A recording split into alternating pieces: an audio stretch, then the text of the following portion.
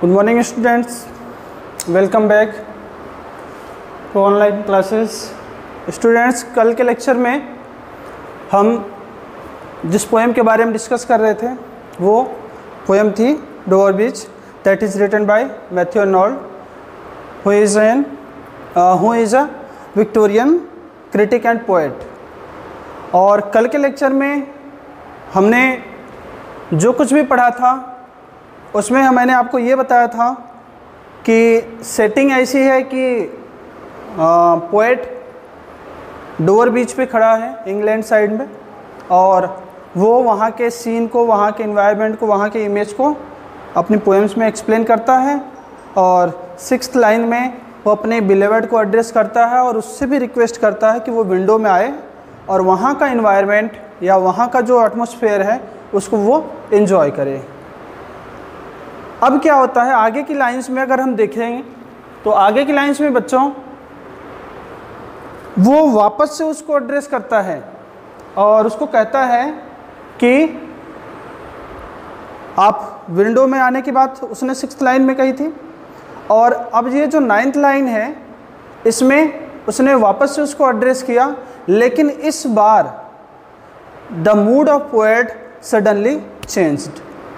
अभी तक वहाँ के एनवायरनमेंट से वो बहुत हैप्पी था, पूरी तरह से एटमॉस्फेयर में इन्वॉल्व हो गया था, और वो एटमॉस्फेयर से इतना इम्प्रेसिव हो गया था या इतना इम्प्रेस एटमॉस्फेयर का उसके ऊपर था कि उसको सारी चीज़ें बहुत अच्छी अच्छी लग रही थी। But his mood changed suddenly, his mood changed from ecstasy to sorrow. मतलब उसका जो मूड था, जो पूरा कैसा था, एक्सटेसी, आनंद से भरा हुआ था, जॉयफुल था, खुशी वाला था। Now it changed and become sad. अब ये चेंज होकर के कैसा मूड उसका हो जाता है, सैड हो जाता है। और इन लाइंस में, जो आगे लाइंस हम पढ़ने वाले हैं, इसमें वो अपने बिलीवर्ड को, अपनी वाइफ को एड्रेस करते हुए क्या कहता है, देखते हैं। Listen you hear the grating roar of pebbles which the waves draw back and flinch at their return up the high strand। एक बार यहाँ तक देख लें क्या कह रहा है कि लिसन क्लियर है, ग्रेटिंग रोर। ग्रेटिंग बच्चों, आपने कभी कंकड़ पत्थर को पानी के साथ चलते हुए देखा है क्या, या उसकी आवाज़ को सुना है क्या? तो आप सोचो, जब कंकड़ पत्थर लुढ़केंगे पानी के साथ तो गड़गड़ गड़गड़ की आवाज़ आती है या खड़खड़ाहट की आवाज़ आती है। वो हार्श टोन, वो कठोर या कर्कश टोन जो है, उसी को हम कहते हैं ग्रेटिंग रोर। जैसा कि यहाँ पे लिखा हुआ भी है कि हार्श नॉइज़, ग्रेटिंग रोर मतलब हार्श नॉइज़, कठोर साउंड ऑफ पेबल्स। पेबल्स क्या होते हैं बच्चों? तो जो हमारे आसपास जो एरियाज में कंकड़ पत्थर पाए जाते हैं उसको हम स्टोन्स बोल देते हैं, लेकिन जो समुद्र के किनारे, नदियों के किनारे जो पत्थर पाए जाते हैं गोल गोल से, और वो गोल क्यों हो जाते हैं? जब वो लहरों के साथ आगे पीछे चलते रहते हैं उनकी शेप गोल हो जाती है। तो उन पत्थरों को हम क्या कहते हैं? पेबल्स, जो समुद्र के किनारे या पानी के किनारे पाए जाते हैं। Which the waves draw back. Drawback मतलब होता है बच्चों वापस ले आना। ड्रॉबैक सीधी सी बात है, किसी चीज़ का फीडबैक देना या वापस से उसके बारे में कोई रिस्पॉन्स करना। फ्लिंच का मतलब है बच्चों थ्रो, फेंकना। देखो, फ्लिंच थ्रो विद फोर्स, उसको फेंक देना। Eight there return up high strand. Strand मतलब होता है बच्चों शोर, किनारा। ओके, तो वो अपने बिलीवर्ड को एड्रेस करते हुए क्या करता है कि आप सुनो, आप सुन सकते हो। क्या सुन सकते हो? ग्रेटिंग रोर, खड़खड़ाहट या हार्श टोन या रोरिंग साउंड। किसका? Of pebbles. पेबल्स का रोरिंग साउंड आप सुन सकते हो। और ये रोरिंग साउंड कब आ रही है? जब वेव्स जो है ड्रॉबैक वापस आ करके उन पत्थरों को क्या करता है? फ्लिंज, फेंक देता है। कहाँ? अप द हाई स्ट्रैंड, समुद्री किनारे पर या समुद्र के शोर पर या एज पे, किनारे पर। तो वो क्या कह रहा है इन 3 लाइन्स में कि आप सुन सकते हो किसको? कंकड़ पत्थर के रोरिंग साउंड को या हार्श टोन को। और ये हार्श टोन कैसे क्रिएट हो रही है? जब समुद्र की लहरें समुद्र में से वापस आती हैं किनारों के लिए, तो वो छोटे छोटे कंकड़ पत्थर रहते हैं वो उनको बहा करके ले आती हैं अपने साथ, और लहरों के साथ देखते हो किनारों पर टकराती हैं तो बौछारें उठती हैं, तो वो लहरों के साथ उनको ला करके किनारे पर फेंक जाती हैं। और यही लहरों के साथ उनका जो आना जाना है कंकड़ पत्थर का, ये उनका आना जाना एक टोन क्रिएट करता है, एक म्यूजिक या एक साउंड क्रिएट करता है। और वो साउंड कैसा है? हार्श है या ग्रेटिंग रोर है। ठीक है, तो अब देखिए, तो फर्स्ट 3 लाइन्स में द पोएट अगेन एड्रेसेस या asks to her beloved to listen the grating या the roaring sound of pebbles that is drawback या दैट इज थ्रोन कहाँ? Upon the shore by the sea waves when they return. मतलब जब समुद्र के लहरें return हो रही हैं तो वो उन कंकड़ पत्थर को क्या कर रही हैं? फेंक रही हैं। कहाँ? किनारों पर। तो उनसे जो आवाज़ या जो साउंड क्रिएट हो रहा है उसको सुनने के लिए कह रहा है, किससे? अपनी बिलेवेड से। Okay, next, begin and cease. Begin start, cease calm down या शांत हो जाना, स्टॉप हो जाना, एंड देन अगेन बिगिन, फिर वापस से क्रिएट करना या फिर वापस से स्टार्ट हो जाना। With tremulous cadence. ट्रेमलस का मतलब बच्चों क्या होता है? क्वेरिंग। क्वेरिंग मतलब क्या होता है? ट्रेम्बलिंग, कांपते हुए, कांपते हुए। आगे कैडेंस, कैडेंस मतलब हो गया tone. Slow and bring the eternal note of sadness in. इनका मतलब यहाँ है इन पोएट्स माइंड, कवि के दिमाग में। और इटर्नल कह रहा है जो कंटिन्यू चलता रहे, जो कभी एंड ना हो। तो वो क्या कर रहा है आगे कि ये जो बिगिन एंड सीज मतलब लहरों का आना और फिर वापस जाना, फिर आना, ये जो कंटिन्यू प्रोसेस चल रहा है ना लहरों का आने और जाने का, ये क्या करता है? With tremulous cadence. Tremulous cadence मतलब उन कंकड़ पत्थरों की खड़खड़ाहट की आवाज़ के साथ लहरें आएंगी तो कंकड़ पत्थर आएंगे, वापस जाएंगे तो कुछ कंकड़ पत्थर घसीट के वापस ले जाएंगी लहरें। तो ये जो लहरों के आने और जाने के साथ जो कंकड़ पत्थर आ और जा रहे हैं, इनके साथ ही जो एक कैडेंस या एक जो टोन क्रिएट होता है, it brings an eternal note of sadness. ये एक सैडनेस नोट, एक मेलंकलिक नोट ले करके या एक साउंड क्रिएट करता है मेलंकलिक। कहाँ? इन पोएट्स माइंड, कवि के दिमाग में। मतलब इन लहरों के आने जाने के साथ कंकड़ पत्थर के जो खड़खड़ाहट की आवाज़ है, ऐसा लग रहा है कि कंकड़ पत्थर आपस में क्या कर रहे हैं? कांप रहे हैं। सीधी सी बात है, आप किसी टेबल पे कोई बर्तन वगैरह रख देते हैं चम्मच वगैरह डाल के, तो उसमें अगर उसमें कंपन होगी तो खड़खड़ खड़खड़ की आवाज़ आती है। तो वो कह रहा है कि ये जो लहरें आ रही हैं और जा रही हैं, इनके साथ जो खड़खड़ाहट की आवाज़ है, ऐसा लगता है कि ये कंकड़ पत्थर आपस में कांप रहे हों। तो वो ये कहना चाह रहा है कि जो लहरें स्टार्ट होती हैं, लहरें आती हैं और फिर वापस चली जाती हैं और फिर आती हैं, इन कंकड़ पत्थर के टोन के साथ, it brings in poet's mind, ये क्या लेकर के आती है पोएट के दिमाग में? An eternal note of sadness, कभी न समाप्त होने वाली मेलंकलिक टोन या मेलंकलिक साउंड। एक बार ओवरऑल देखते हैं। In this stanza the poet again addresses to his wife और his beloved and says, listen, you can hear the roaring sound of pebbles that is drawback या that is thrown upon the shore when the waves return। जब समुद्र की लहरें आती हैं उनको किनारों पर फेंक देती हैं।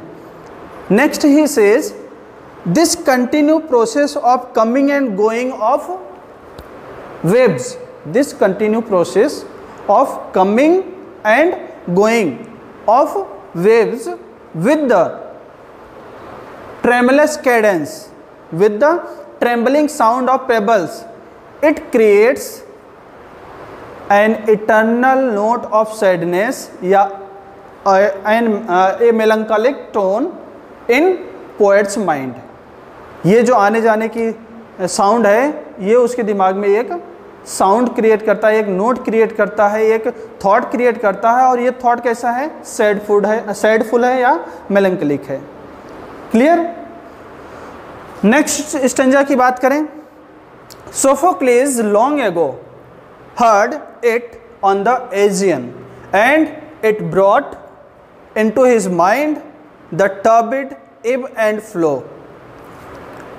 of human misery, find also, ये इस पे अवॉइड करना, ये कोई वर्ड नहीं है, find also in the sound a thought, hearing it by this distant northern sea। बच्चों ये W और Z है, ये WZ नहीं है, इसको E कंसिडर करना, ये V है, V मतलब हम लोग। तो अब देखिए, in this stanza the poet gives a reference of Sophocles. Who was Sophocles?